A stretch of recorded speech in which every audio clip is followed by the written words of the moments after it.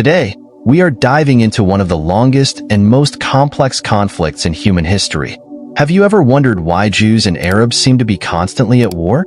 Where does this rivalry, which seems never-ending, come from? And how do faith and religion fit into this historical puzzle? These are questions that intrigue many of us. After all, why can't two such rich and ancient cultures find common ground? Are their differences truly irreconcilable? Or is there a hidden hope for peace buried in the lines of history? Let's explore these questions together, seeking to understand the roots of this conflict that dates back millennia. And to do so, we will turn to one of the oldest and most respected sources, the Bible. To understand the conflict between Jews and Arabs, we need to go back in time to the beginnings of biblical history. It all starts with Abraham, a central figure in both Judaism and Islam. In the book of Genesis, chapter 12, verse 1, we read, "Now the Lord had said to Abram, 'Get out of your country, from your family and from your father's house, to a land that I will show you.'" This divine call marks the beginning of Abraham's journey and, consequently, the birth of two nations. Abraham had two sons, Ishmael and Isaac. Ishmael, born of Hagar, Sarah's Egyptian servant, is considered the ancestor of the Arabs. Isaac, born of Sarah, is seen as the ancestor of the Jews. Here, the complexity of the relationship between these two peoples begins to take shape. One of the central issues fueling the conflict relates to the divine promise of land.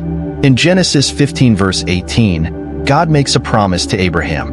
On that same day, the Lord made a covenant with Abram, saying, "To your descendants I have given this land, from the river of Egypt to the great river, the Euphrates." This promise is interpreted differently by Jews and Muslim Arabs.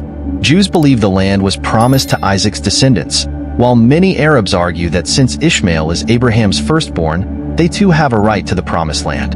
Jerusalem, a holy city for Jews, Christians, and Muslims, is a focal point of this conflict. For Jews, Jerusalem is the site of Solomon's temple, the spiritual heart of Judaism. In Psalm 137 verses 5 to 6, we read, "If I forget you, O Jerusalem, let my right hand forget its skill. If I do not remember you, let my tongue cling to the roof of my mouth. If I do not exalt Jerusalem above my chief joy." For Muslims, Jerusalem is the site of the Prophet Muhammad's ascension to heaven, mentioned in the Quran. The Al-Aqsa Mosque, built on the site believed to have housed the Jewish temple, is the third holiest site in Islam. This overlap of sacred sites in such a small geographical space intensifies tensions and complicates peace negotiations. A crucial element in understanding the modern conflict is the Jewish diaspora. After the destruction of the Second Temple by the Romans in 70 AD, much of the Jewish population was scattered throughout the world. This event is lamented in the Book of Lamentations 5 verse 2. "Our inheritance has been turned over to strangers, our houses to foreigners." For centuries, Jews held on to the hope of returning to their ancestral land, as promised in prophecies. Isaiah 43 verses 5 to 6 says, "Fear not, for I am with you. I will bring your descendants from the east and gather you from the west. I will say to the north, 'Give them up,' and to the south, 'Do not keep them back.' Bring my sons from afar, and my daughters from the ends of the earth." The Zionist movement of the 19th and 20th centuries sought to make this return a reality, culminating in the creation of the State of Israel in 1948. However, this realization of the Jewish dream coincided with the displacement of many Arab communities already living in the region, creating a new chapter in the conflict. It is important to note that although the roots of the conflict are ancient, many of the current issues are the result of more recent events. The fall of the Ottoman Empire after World War I, the British Mandate in Palestine, and the policies of major powers during and after World War II played a significant role in shaping the current conflict. The prophet Daniel, when speaking about the end times, mentions conflicts and geopolitical changes. He changes the times and the seasons. He removes kings and raises up kings. He gives wisdom to the wise and knowledge to those who have understanding. Daniel 2 verse 21. This passage reminds us that human conflicts are often intertwined with larger divine plans. Despite the long history of conflict, both Judaism and Islam value peace. The Hebrew concept of shalom and the Arabic salam go beyond mere absence of conflict. meaning wholeness, well-being, and harmony. Isaiah 2 verse 4 presents a vision of universal peace. He shall judge between the nations and rebuke many people. They shall beat their swords into plowshares, and their spears into pruning hooks. Nation shall not lift up sword against nation, neither shall they learn war anymore. This vision of peace is shared by many Jews and Arabs who work tirelessly to find peaceful solutions to the conflict.